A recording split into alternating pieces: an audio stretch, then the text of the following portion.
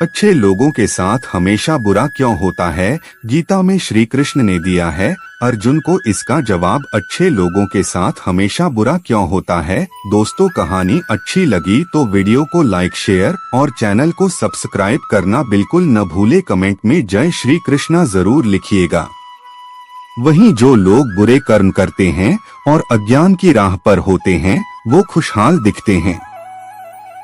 श्री कृष्ण ने इसका जवाब गीता में दिया है। गीता सार आपने महसूस किया होगा कि जो लोग अच्छे कर्म करते हैं वो परेशान रहते हैं, वहीं जो बुरे कर्म करते हैं वो खुशी से रह रहे होते हैं। अच्छे कर्म करने वाले परेशान होते हैं कि आखिर उन्हें इतनी परीक्षा क्यों देनी पड़ रही है, जबकि जो अधर्म की राह में हैं वो खुश हैं और जिंदगी का लुत्फ उठा रहे हैं। अगर आपके मन में भी ये सवाल आया है तो आज हम आपको इसका जवाब देंगे। ये जवाब वो है जो भगवत गीता में लिखा है और श्री कृष्ण ने अर्जुन को दिया था। भगवत गीता में वर्णित कथा के अनुसार जब भी अर्जुन के मन में कोई दुविधा होती थी तो वो श्री कृष्ण के पास पहुंच जाते थे।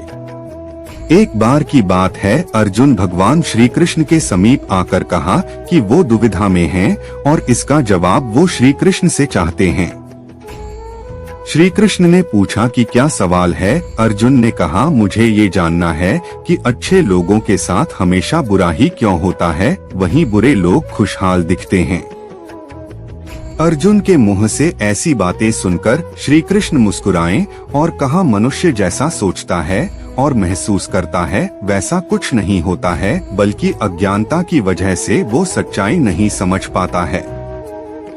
अर्जुन उनकी ये बात समझ नहीं पाए। इसके बाद श्री कृष्ण ने क्या कहा वो जानते हैं। श्री कृष्ण ने अर्जुन से कहा, पार्थ, मैं तुम्हें एक कथा सुनाता हूँ, उसे सुनकर तुम समझ जाओगे कि हर प्राणी को उसके कर्म के हिसाब से ही फल मिलता है। प्रकृति हर किसी को अपनी राह चुनने का मौका देती है। अब वो मनुष्य की इच्छा पर निर्भर करता है कि उसे धर्म की राह चुननी है या अधर्म की। कथा शुरू करते हुए श्री कृष्ण ने कहा, एक नगर में दो पुरुष रहा करते थे। एक पुरुष व्यापारी था जिसके जीवन में धर्म की बहुत महत्ता थी। वो पूजा पाठ में यकीन रखता था। वो हर रोज मंदिर जाता था और दान धर्म भी करता था और हर रोज भगवान की पूजा करता था। वहीं दूसरा पुरुष बिल्कुल विपरीत था। वो हर रोज मंदिर तो जाता था लेकिन पूजा करने नहीं, बल्कि मंदिर के बाहर से जूते चप्पल चुराने। उसे दान और धर्म से कोई लेना देना नहीं था। समय बीतता गया और एक दिन बहुत जोर की बारिश हो रही थी। इस वजह से मंदिर में पुजारी के अलावा कोई नहीं था। ये बात जब दूसरे पुरुष को पता चली तो उसने कहा कि ये सही मौका है मंदिर का धन चुराने का। पंडित से नजर बचाकर उसने मंदिर का सारा धन चुरा लिया। उसी समय धर्म कर्म में विश्वास रखने वाला व्यक्ति भी मंदिर पहुंचा। दुर्भाग्य से मंदिर के पुजारी ने उसे ही चोर समझ लिया और चिल्लाने लगे। वहां लोग एकत्र हो गए और उसे बहुत मारा। किसी तरह वो बचते बचाते वहां से निकला तो दुर्भाग्य ने उसका साथ वहां भी नहीं छोड़ा। मंदिर के बाहर वो एक गाड़ी से टकरा गया और घायल हो गया। फिर वो व्यापारी लंगड़ाते हुए घर जाने लगा तो रास्ते में उसकी मुलाकात उस पुरुष से हुई जिसने मंदिर से धन चुराया था। उसने कहा, आज तो मेरी किस्मत चमक गई, एक साथ इतना सारा धन मिल गया। ये सब देखकर उसे बहुत बुरा लगा और उसने अपने घर से भगवान की सारी तस्वीरें निकाल दी। कुछ सालों बाद दोनों की पुरुषों की मृत्यु हो गई। मरने के बाद जब दोनों यमराज की सभा में पहुंचे और भले पुरुष ने दूसरे व्यक्ति को देखा तो उसे बहुत गुस्सा आया। उसने क्रोधित होकर यमराज से पूछ ही लिया, मैं तो हमेशा अच्छे कर्म करता था, दान में विश्वास रखता था, उसके बदले जीवन भर मुझे अपमान और दर्द ही मिला और इस व्यक्ति को नोटों से भरी पोटली। आखिर ऐसा भेदभाव क्यों? इस पर यमराज ने कहा, पुत्र, तुम गलत समझ रहे हो।